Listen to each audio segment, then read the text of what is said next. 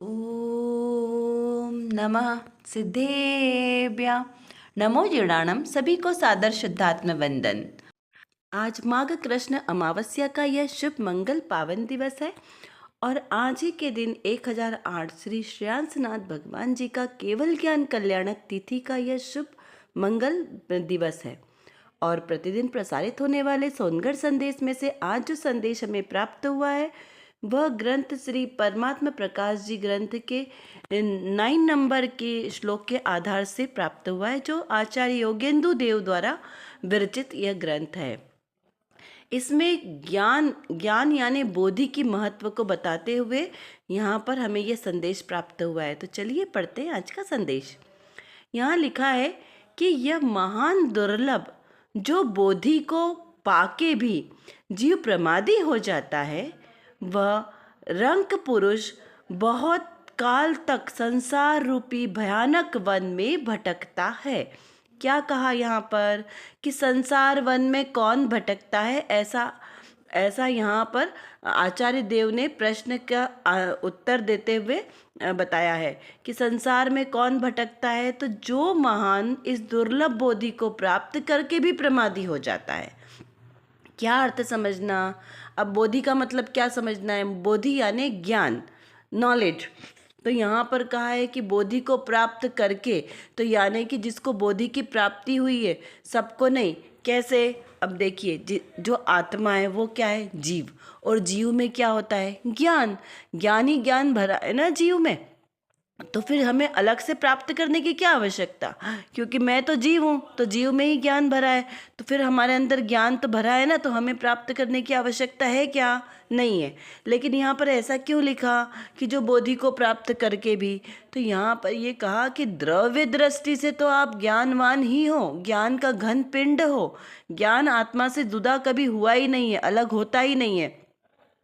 लेकिन जो अभी अनादिकाल से हमें कर्मों की सापेक्षता के कारण जो ज्ञान के ऊपर आवरण आ गया है ना, ज्ञानावरणी कर्म का उदय जो आ रहा है, तो उसके कारण जो हमारा मूल ज्ञान है ना, शुद्ध ज्ञान, वो प्रकाशित नहीं हो पा रहा है। इसलिए कहा कि वो, और देखिए जितने अंश में ज्ञान का प्रकाश होता जाएगा, मतलब वो अज्ञान हटता जाएगा, उतना हमें ज्ञान की प्रगटता होती जाएगी।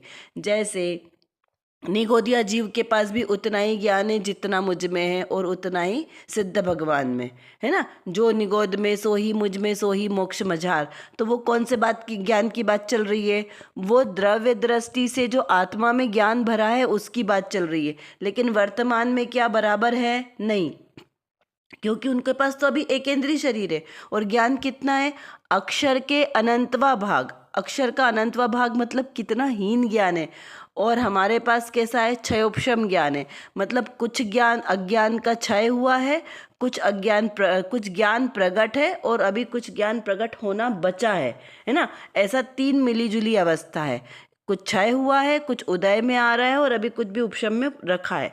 तो इस प्रकार की हमारी ये दशा कौन सी है, क्षयोपशमिक वाली दशा है।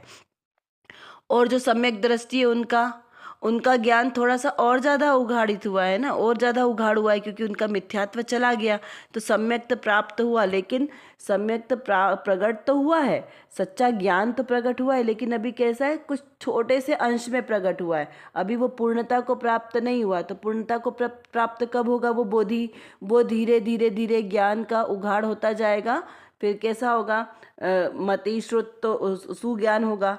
फिर उसके बाद में अवधि, मनापर्याय ज्ञान, और उसके बाद केवल ज्ञान। ये लाइन से होंगे। मनापर्याय ज्ञान शुद्धोपयोगी मुनिराजों को ही होता है, ये फिक्स है, उसके पहले नहीं होगा। मतिश्रुत अवधि तो कुज्ञान में भी आते, विभंग ज्ञान का है ना। लेकिन मनापर्याय ज्ञान शुद्धोपयोगी मुनिराजी को ही होगा। और केवल ज्ञान पूर्णता को प्राप्त करने वाला ज्ञान है। तो इस प्रकार यहाँ बोधि की जो बात कही है वो उस सम्यक्त वाली बोधि यानी सम्यक्त वाले ज्ञान की बात करी है। तो जो ऐसे सम्यक ज्ञान को प्राप्त करके भी प्रमादी हो जाए, तो उसको क्या कहा कि वह जीव संसार में भटकता है। क्योंकि हमारे पास अंदर में हमारे द्रव्य स्वभाव में सम्यक ज्ञान है ना, लेकिन हम नहीं पहचान रहे। जैसे उदाहरण से ले कि हमारे पास चिंतामणि रत्न है, निर्धन है, गरीब है हम लोग, हमारे पास चिंतामणि रत्न हमें किसी ने गिफ्ट में दे दिया और हमने उसको अपने पास रख लिया और थोड़े दिन बाद हमने उसको कुछ यूज़ किया हमने और हमने उसको ऐसा ही वेस्ट किया, न समुद्र में फेंक दिया या उसको जलाकर, राख की आवश्यकता थी तो हमने उसको जलाकर उसकी राख बना दी। ठीक है, यानी यानी कहने का मतलब क्या है कि हमने उस चिंतामणि रत्न को समझा नहीं, उसकी कीमत नहीं समझी कि उसकी क्या वैल्यू है और उसको यूं ही वेस्ट कर दिया। तो क्या होगा, हमारी निर्धनता दूर नहीं होगी ना, हम वैसे ही संसार में वैसे ही भटकते रहेंगे। तो उसी तरह हमें ये मनुष्य पर्याय, ये मनुष्य जन्म, संगीपना, मनुष्य जाति, सब कुछ सही मिला है। जैन धर्म मिला, जिन कुल मिला, जिनवाणी का समागम मिला, सच्चे देव शास्त्र गुरु मिले और बुद्धि मिली है ना, उसको समझने की रुचि मिली है, लेकिन फिर भी हम उसको नहीं समझे तो हमारे जैसे अभागे की महिमा का कौन कौन कह सकता है। तो हमारा वो जन्म वेस्ट हुआ, तो उसका फल क्या मिलेगा, उसका फल मिलेगा कि संसार में भटकना पड़ेगा, संसार का परिभ्रमण हमारा चलता रहेगा। इस प्रकार से इसका अर्थ निकलता है। अब चलिए देखते हैं आज की रत्नकणिका में कौन सी विशेष बात है। रत्नकणिका में प्रश्न किया है कि अंतर्मुख वृत्ति होती है परंतु वह धारावाह नहीं रहती, छूट जाती है, उसके लिए क्या करें। देखिए प्रश्न में ऐसा है ना कि जैसे कभी हम शमशान जाते हैं तो वहाँ तो कैसा वैराग्य होता है कि अरे हमें भी ऐसा एक दिन जाना है और बहुत ऐसे परिणाम हमारे बदल जाते हैं, लेकिन जैसे ही घर में आते हैं तो वापस घर जैसे हो जाते हैं। तो वो शमशान का वैराग्य ऐसा ही कि हम कहा कि अंतर्मुख वृत्ति होती है परंतु वह धारावाही नहीं रहती। तो धारावाही क्यों नहीं रहती, क्योंकि हमारे अंदर में स्थिरता नहीं है ना, इस वजह से। तो हम इसका समाधान पढ़ते कि समाधान में क्या बताया। यहाँ पर लिखा है कि अनादि से पर में एकत्व का अभ्यास हो रहा है, इसीलिए वह अंतर्मुख वृत्ति कठिन हो गई है। स्व में एकत्व और पर से विभक्त ऐसा अपना स्वभाव सहज है, तथापि अनादि का अभ्यास आदत होने से पर में एकत्व सहज ही हो जाता है और स्वभाव में प्रयत्न करने पर तब मुश्किल से होता है। तथापि भेद ज्ञान का अभ्यास जो का त्यों चालू ही रखे तो सहज हो। शुरुआत में प्रयत्न कर करके वह अभ्यास करता रहे तभी दृढ़ होता है। ऐसा बहन सिर बहन की चर्चा में आया है। तो बहुत सरल भाषा में लिखा है, वैसे फिर भी थोड़ा सा इसको हम समझें कि इसमें क्या बात कहना चाह रहे हैं। कि यहाँ कहा है कि जीव की अंतर्मुख वृत्ति क्यों नहीं होती, क्योंकि अनादिकाल से जीव ने एकत्व का अभ्यास किया है ना, अनादिकाल से हमारी कर्मों की संतति चली आ रही ना, तो हमें पर में एकत्व मतलब इस शरीर आदि को अपना मानना। सबसे पे ज़्यादा तो हमें अपने शरीर से मोह है, तो शरीर को मेरा मानना कि ये मेरा शरीर, मेरा घर, मेरा सामान, मेरी पत्नी, मेरा पुत्र, ये सब मैं पना जो हमने पर में किया है। तो पर मतलब किस किस को लेना, मेरी आत्मा के अलावा अन्य सभी चीज़ें पर में चली जाएगी। तो इस प्रकार पर में एकत्व का तो अभ्यास है, इसीलिए दृष्टि अंतर्मुख नहीं होती। क्यों, क्योंकि थोड़े समय के लिए हम अगर ध्यान में बैठने का प्रयास करें भी तो थोड़े समय लगता है कि हाँ मेरा आत्मा अलग है और शरीर आदि अलग है, हम बोलने में भी बोल लेते हैं, लेकिन वो अंतर की परिणति में नहीं आ रहा ना, इसलिए वो धारावाही नहीं चलता। कि थोड़े समय के लिए लगता है फिर वापस हम अपने संसार में उसमें उलझ जाते हैं। तो यहाँ पे कहा कि जब हमको पर से एकत्व बुद्धि टूट जाएगी तब हमारी दृष्टि एक जगह पर स्थिर हो पाएगी।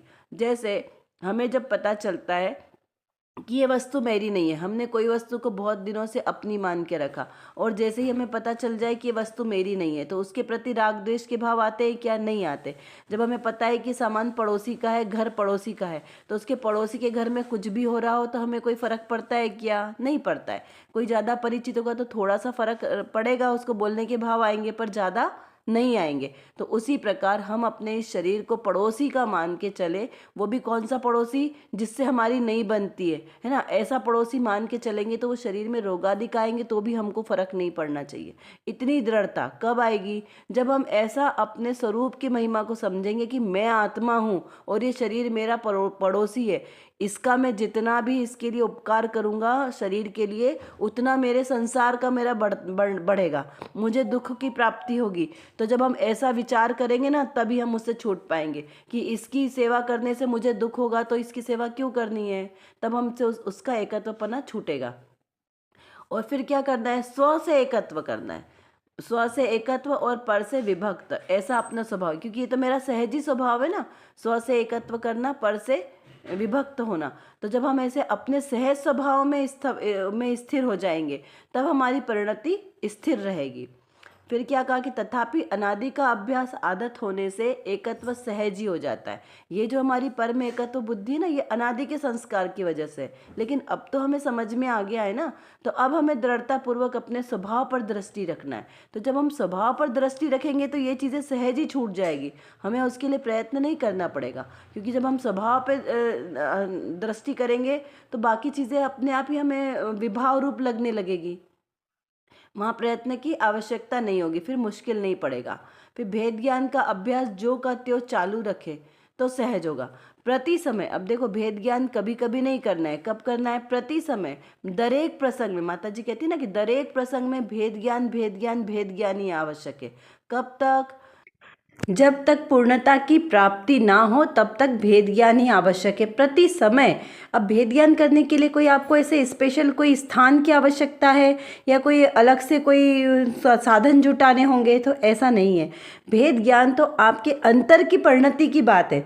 तो दरेक प्रसंग में, क्योंकि देखिए जीवन में हमें पूरे दिन भर में कितने सारे प्रसंग आते हैं, अच्छे बुरे जो हमें लगते हैं, तो वहाँ पर अच्छा इष्ट संयोग मिले चाहे अनिष्ट संयोग मिले, हमें अच्छा लगे चाहे बुरा लगे, राग के परिणाम हो चाहे द्वेष के परिणाम हो, दोनों को ही ज्ञाता भाव से जानना, ये भेद ज्ञान है। एकमात्र अपने ज्ञान में ही ज्ञान का प्रतिस्थापन करना है, कोई अलग से ऐसा जरूरी नहीं है कि आपको एकांत में बैठेंगे तो ही वहाँ पे भेद ज्ञान होगा, ऐसा नहीं है। आप चलते फिरते, सोते उठते, बैठते, खाते पीते, बोलते हुए, यहाँ तक कि राग के परिणाम करते हुए भी आप भेद ज्ञान कर सकते हैं कि मैं इस राग का करता नहीं हूँ। जैसे क्रोध के काल में आपने किसी को डांट दिया अच्छे के लिए, लेकिन उस समय भी आपको ये ख्याल आना चाहिए कि इस राग का करता मैं नहीं हूँ, मेरा ये क्रोध मेरा स्वभाव नहीं है, ये मेरा विभाव भाव है ना, मैं तो स्वभाव से कैसा हूँ, मैं क्रोध से रहित हूँ। इस प्रकार से सभी चीज़ों में लगा लेना कि जब जो परिणाम आए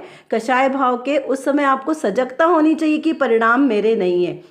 इस प्रकार भेद ज्ञान का अभ्यास ज्यों का त्यों सहज, और देखिए एक बार निर्णय हो जाएगा ना तो ये भेद ज्ञान की धारा सहज ही चलेगी निरंतर, क्योंकि हमें वो प्रैक्टिस हो जाएगी ना कि हमें ऐसा करना है। जैसे किसी की आंखें नहीं हो तो उसे चलने की अपने आप आदत हो जाती है ना, वो अपने आप अपने अनुसार चल लेता है, तो वैसे ही यहाँ पर समझना। अब देखिए अभी हमको क्या समझना है, कुछ प्रश्नों के माध्यम से जैसे हम चिंतन करते हैं ना, तो अभी क्या समझना है कि बोधि क्या है, बोधि का अर्थ क्या है। ज्ञान जिसे हम ज्ञान कहते हैं, लौकिक ज्ञान, क्या वो ज्ञान है? नहीं, ये लौकिक ज्ञान है, वो तो ज्ञान का कचरा है। लेकिन जो पारलौकिक ज्ञान है, मेरे आत्मा का ज्ञान होना कि मैं आत्मा हूँ, उसे बोधि कहा, उसे ज्ञान कहा। अपने द्रव्य स्वभाव का ज्ञान होना, वही सच्चा ज्ञान है। बोधि को प्राप्त करना करके भी जो प्रमादी होते हैं उसका क्या फल मिलता है। देखिए हमें ज्ञान नहीं है, अज्ञान है, तो उसको हम क्या बोलें कि बालपने में ज्ञान न लयो। लेकिन हमें ज्ञान होने के बाद, ये पता होने के बाद कि संसार में कैसे दुख होते हैं, ये सब जानने के बाद भी यदि हम प्रमादी हों, यदि हम अपने आत्मज्ञान का उद्यम ना करें तो उसका फल क्या मिलेगा, इसका विचार करना है। संसार रूपी भयानक वन में कौन जीव भटकता है और कौन जीव इस संसार रूपी भयानक अटवी से बाहर निकल जाता है, शाश्वत सुख को प्राप्त करता है। मैं शरीर से भिन्न शुद्ध आत्मा हूँ, ऐसा जानने पर भी स्थिरता क्यों नहीं आती है, कहाँ हमारी कमी रह रही है, हमें उन पॉइंट को ढूंढना है और उसको अपनी वहाँ से जो कमजोरी है ना उसको बढ़ाना है। क्योंकि हमें इस संसार में नहीं रहना है ना, स्थिरता प्राप्त करना है, तो हमें साधन भी खुद ही ढूंढने पड़ेंगे कि कहाँ पर हमारी स्थिरता है नहीं हो रही है और हमें कहाँ पर स्थिर होना है, कहाँ हमारे से शिथिलता आ रही है और वहाँ पे कहाँ हमें स्ट्रांग बनना है। खुद को हमें सोचना है। भेद ज्ञान करने के लिए कौन सा समय या स्थान अच्छा होता है, कौन से तीर्थ पे जाएं, कौन सी यात्रा करें, कौन से मंदिर में जाएं, कौन सा शास्त्र पढ़ें, तो उससे हमारा भेद ज्ञान पक्का होगा, उससे हमारा सम्यक दर्शन पुष्ट होगा, ऐसा विचार करना है। तो देखिए कोई पंथ का व्यामोह नहीं करना है, किसी पंथ में किसी मंदिर अगर ऐसी जगहों पर नहीं है, भेद ज्ञान हमारे अंतर की वस्तु है और वो हमारा सहज परिणमन है, आशा करती हूँ आपको यह सब अच्छी तरीके से समझ में आ गया होगा। यदि कुछ नहीं समझ में आया हो तो आप ज़रूर हमसे कमेंट बॉक्स में लिखकर पूछ सकते हैं। और जो विषय आज हमारे सामने हुआ, इसको बारंबार चिंतन करते रहें, जिससे हमारी दृढ़ता मजबूत हो। और इसी प्रकार सम्यक श्रद्धा के साथ जो भी हम क्रिया करेंगे वही हमारे लिए कार्यकारी होगी। अतः सम्यक दर्शन, सम्यक ज्ञान और सम्यक चारित्र के साथ हम भी अपने ऐसे रत्नत्रय को प्रकट करें, सच्चा श्रद्धान करें। इसी पवित्र शुभ भावनाओं के साथ आप सभी को सादर जय जिनेंद्र।